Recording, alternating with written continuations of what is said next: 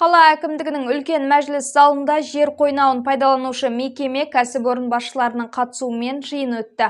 Қала әкімі Гүлжан Құрманбекованың төрағалығымен өткен жиынға қалалық мәслихат төрағасы Қайрат Ахметов, Арыс аудандық прокуроры мен аудандық көлік прокуроры және салаға жауапты облыстық басқармалар мен департамент өкілдері, қалалық ардагерлер кеңесі мен қала әкімі аппараты және елді мекен тұрғындары, бұқаралық ақпарат құралдары өкілдері қатысты.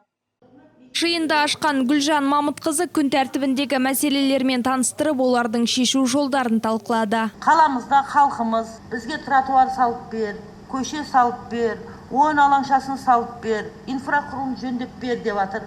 Соған сәйкес осы Арыстың қаласының жергілікті жерін қолданып жатқаннан кейін ол мекеме осы жерден табыс тауып жатқаннан кейін осы жерге тіркеліп тауып жатқан табыстарыңызды заңды түрде осы Арыс қаласы үшін кіріс налогтарыңызды, салықтарыңызды төлеңіздер деп айтып жатырмыз. Онда тұрған не жоқ сияқты. Бұл жерде кәсіпкерлер үшін салығын қай жерге төлегені бәрібір бұл кісілерге. Мына Арысқа төлей ма, Шымкентке төлей ма, Астанаға төлей ма, біз оны яғламаймыз.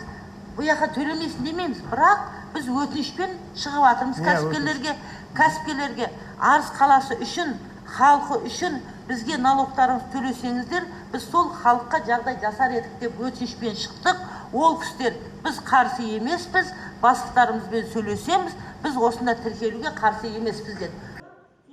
Сондай-ақ шаһар басшысы Гүлжан Мамытқызы жер пайдаланушы кәсіпорындар Арыс қаласында құм өндірумен айналысқандықтан кәсіп иелеріне Арыс қаласына салық төлеуші болып тіркелу жөнінде ұсыныс енгізді. Одан бөлек автомобиль жолдарын бұзудың алдын алу мақсатында карьер басшылары өз қаражаты есебінен ауыр жүк көліктеріне арналған альтернативті жолға тас төсеп, сол жолдармен жүру бойынша ұсыныс айтты. Және кәсіпкерлік нысандар кәсіпорын айналасы мен елді мекен аумағын қоршап, абаттандыру, көгалдандыруға мән беру керектігі айтылды. Және қолданыстағы заң талаптарын, келісімшарт және лицензия шарттарының сақталуын бұзған кәсіпорындарға облыстық құзырлы органдар тарапынан шара көрілетіні ескертілді. Жиында облыстық басқарма басшыларының өкілдері, жиынға қатысқан кәсіпкерлер көтерілген мәселелерді талқылап, ұсыныстарын, өз ойларын ортаға салды. Жиында көтерілген мәселелер бойынша хаттама түзіліп, мәселелер кезең-кезеңмен шешу үшін бақылауға алынды. Жұмайым Абызбай, Сұңқар Бакиров, АРТ ТВ жаңалықтары.